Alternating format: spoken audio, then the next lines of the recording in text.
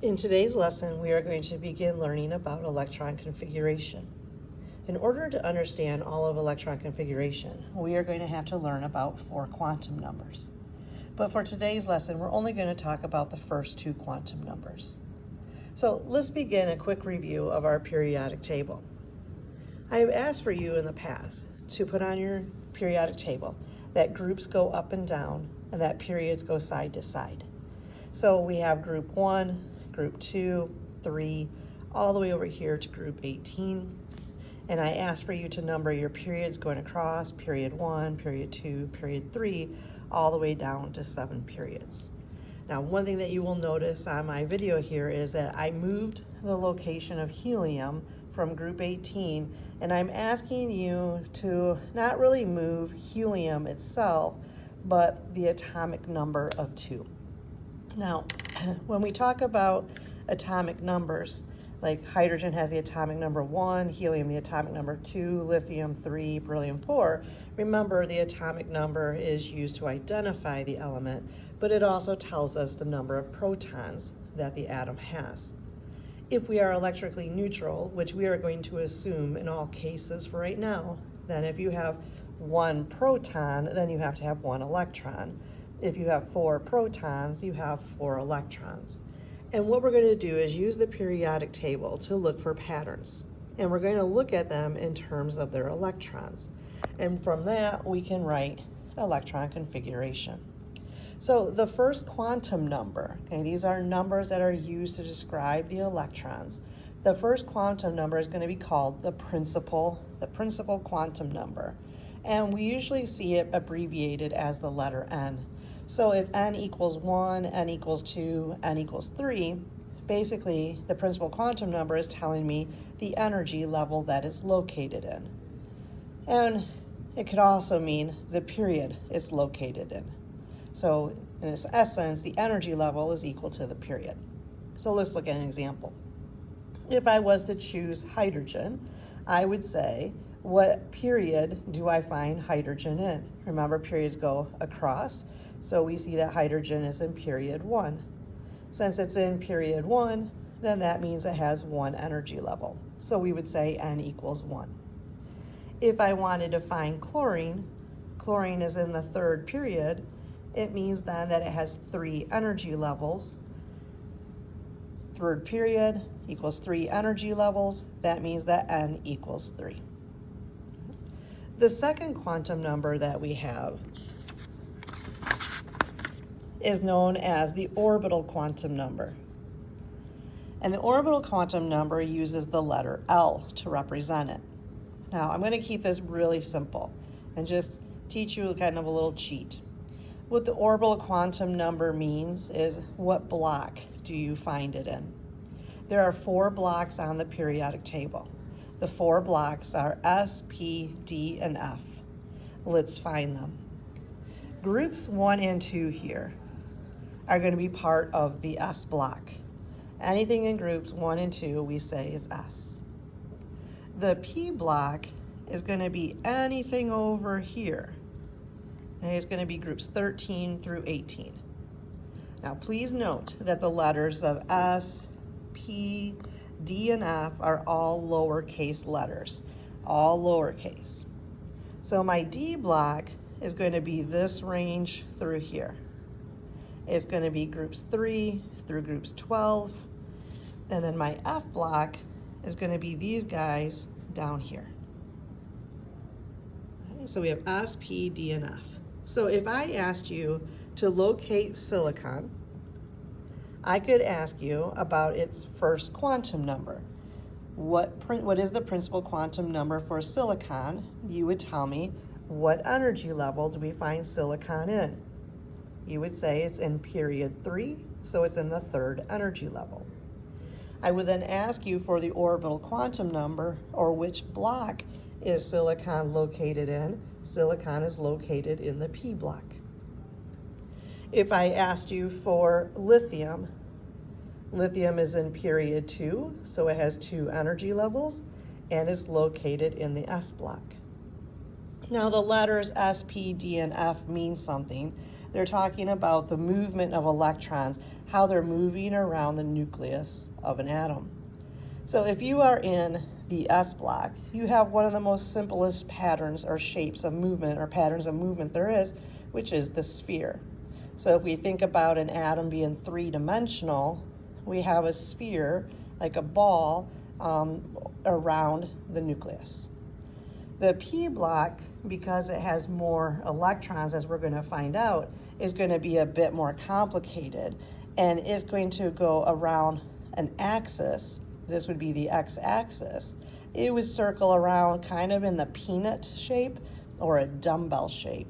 So it could be moving around the x-axis in this dumbbell shape, or it could be moving around the y-axis in a dumbbell shape, or it could be moving around the z-axis in a dumbbell shape. The D block, because we see it has more electrons in it, is going to become more complicated. So it's going to involve two axes at one time, and it's going to give me the double peanut shape. So it can be going around the x and the y axis in this double peanut shape. Or it could be moving around the x and the z axis, or around the y and the z axis. The F block is way more complicated. We can't draw it. We can simulate it with technology, but we don't really need to worry too much about the F block at this time. Okay? So how do we use it? That's the big question. We are going to be writing electron configurations in this format of 1s1, where the first number is going to tell you the energy level, or the period, in which you find the electron. The next letter here of the block is going to tell me, am I in the S, am I in the P, am I in the D block? And then the superscript here is going to be the number of electrons used in that block. So it's going to be big number, little letter, and then an exponent or a superscript. Okay? So let's show it. This here is for hydrogen. Hydrogen has one electron. Okay? So basically, if I ask you to find hydrogen, you find the symbol of hydrogen, but then we pay attention to the number of electrons that element has, and it has one. So the first thing you're going to tell me is that it's in period 1. Because it's in period 1, that means it has the first energy level. You then find that electron 1, we see it's in the S block, and we write it as S. Now, how many electrons does hydrogen use? Well, hydrogen uses 1 electron. So the electron configuration is 1s1. Well, we can do the same thing for helium. We're moving helium's electron over here because what we'll learn is that electrons like to have partnerships. So hydrogen over here by itself is missing a partner. So let's just slide helium's second electron here. Well, we see that electron number 2 is located in period 1 and is also in the S block. So we could write it as 1s. But how many electrons total does helium use? Well, it requires 2 electrons. So helium we would write as 1s2. Okay. Let's look at something a little bit more complicated. Let's look at beryllium. Now, beryllium has 4 electrons, and what is important is that we follow this rule called the off-ball principle. It means that you have to start with energy level 1 before moving to energy level 2, then energy level 3. Aufbau is a German word that means to build from the ground up. So we can see here that beryllium has 4 electrons, and the last of its electrons are in the second energy level. But according to the Aufbau principle, we have to tell where electrons 1 and 2 are before we tell where electrons 3 and 4 are. So where do we find electron 1 and electron 2? Well, both electron 1 and 2 are located in the first period, which means we're in the first energy level. They are both located in the S block. And how many different electrons is electron 1 and electron 2? Well, there are 2 different electrons, which is 1s2.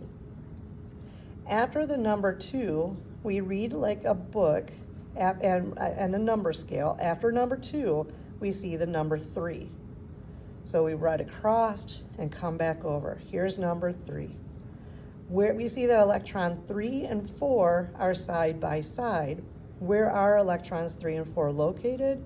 Well, they're in the second energy level, so that means that they are in the second period. Which block are they both located in? Well, they're in the S block.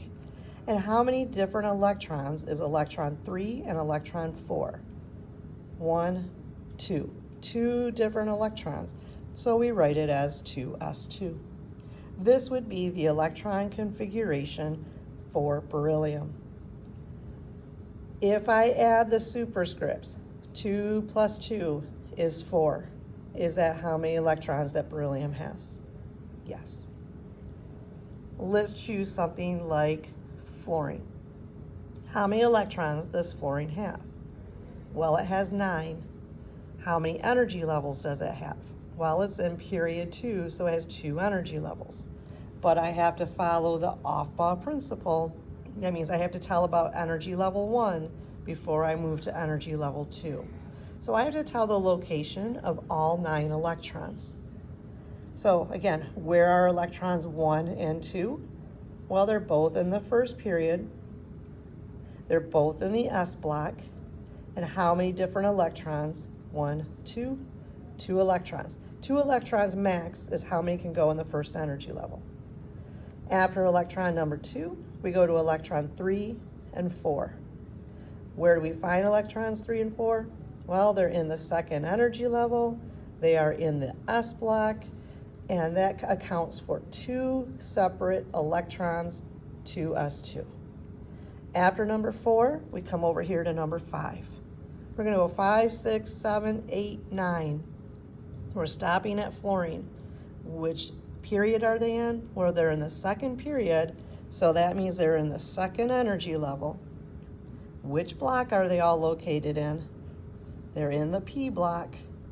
How many different electrons is 5, 6, 7, 8, 9? Well, it's 1, 2, 3, 4, 5. So it's going to be known as 2p5. 2 plus 2 is 4, plus 5 is 9. Awesome. So I'm going to have everybody try maybe doing something like aluminum on their own. What I'm hoping for you to see is that aluminum's in the third energy level, so I must tell where electrons are in energy level 1, then energy level 2, and then I can move to energy level 3. But are we seeing a pattern emerging? Is it always starting out the same way? So again, electrons 1 and 2 are in the 1s. They make up 2 distinct electrons. After number 2, I find electrons 3 and 4. They are together. They are both found in the second energy level. They are both found in the S block, and they account for 2 distinct electrons. After electron 4, we need to use all of these guys, 5 through 10. They're all in the second energy level. They are all in the P block. But this time I use 1, 2, 3, 4, 5, 6 electrons, so I'm 2p6. After the number 10, I find the number 11 and 12. Where are electrons 11 and 12? Well, they're in the third energy level, and they're in the S block. How many different electrons is 11 and 12? Well, they are 2 distinct electrons. And after 12, I go to 13. That's where I wanted to go. That's where I'll stop. Where is electron 13 located? They're in the third energy level, in the P block. And how many electrons do I use here? Well, in this block, I'm only using 1 electron. And then I add together 2, 4, 10, 12, 13. Is that how many electrons that aluminum had? Yes. We're going to draw board diagrams for each of these. Okay, so we're going to draw pictures. So if I wanted to draw this picture of this, we have 1 energy level. Both of these guys are saying the second energy level, and this guy is saying the third energy level. So we are going to draw the nucleus. We're going to draw a Bohr diagram, 1, 2, and 3. You might recall doing this in your physical science class. All right. In the first energy level here, you are going to put 2 electrons, and you probably drew dots for these guys. I don't want to take the time to draw all of your dots, so I'm just going to ask you, excuse me, as I get my pen here. I'm just going to tell you in the first energy level, just tell me your number of electrons. So I'm just going to let you write the number 2. You just don't want to count everything. So here, my second energy level, 2 and 2, I get to add these two things together, 2 plus 6, which is going to be 8. And then I go to the third energy level, and I'm going to add these guys together. 2 plus 1 is 3. So this is what my Bohr diagram would look like. 2 electrons in the first, 8 electrons in the second, 3 electrons in the third. Now, what we're trying to do is we're trying to obey the octet rule. We always want to get 8 electrons in the outermost energy level. Well, my outermost energy level right now only has 3. So that means that aluminum is going to have to do something with its electrons in order to create bonds with other compounds, or with other elements to form compounds. And that's coming up in a future lesson. So I'm going to give a challenge problem to everybody, and I might choose cobalt. And when I look at cobalt on the periodic table, there are 27 electrons. So can you tell me where all 27 electrons are located? Now, try it on your own, and then draw the Bohr diagrams if you can, and then let's come back and see how you do. So put me on pause. All right, welcome back. 27 electrons. Electrons 1 and 2 are in the 1s, and they account for 2 electrons. Electrons 3 and 4 are in the 2s, and they account for 2 electrons. Electrons 5 through 10 are in the second energy level in the p block, 2p, and they 1, 2, 3, 4, 5, 6. After 10, we have 11 and 12. They are in the 3s, and they account for 2 electrons. I've got to go all the way through these guys. They're all in the 3p, but I'm using 1, 2, 3, 4, 5, 6, so this is going to become 3p6. Now when I look at my third energy level here, 2 plus 6 is 8. So this guy is obeying the octet rule, which means I want 8 electrons in the outermost energy level. But I'm now here at 18. Okay, so now I have to go to electron 19 and 20. 19 and 20 are here. They are in the fourth energy level. They're in the S block. So we would continue with 4s2. That means I get to open up a fourth energy level, and I get to put 2 electrons in there. So we're not obeying the octet rule yet, but we're less than 8, so that's okay. Now when I get here, I see that I'm entering the D block. Most likely, we wrote 4, and then we went to the D, and then we counted 1, 2, 3, 4, 5, 6, 7. Now, my fourth energy level now has a total of 2 plus 7, so that would have to become 9. What is wrong with having 9 in the outer energy level? Well, the octet rule says you can only have a maximum of 8. So we have a snafu. Anytime we enter the D block, we have to drop an energy level. So if this is 4s2, this has to become 3d. If this is 5s2, this has to become 4d.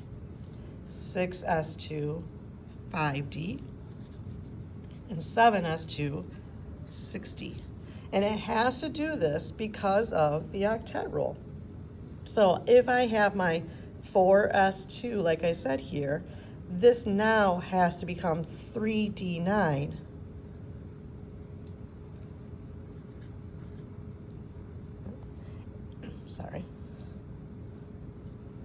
3D.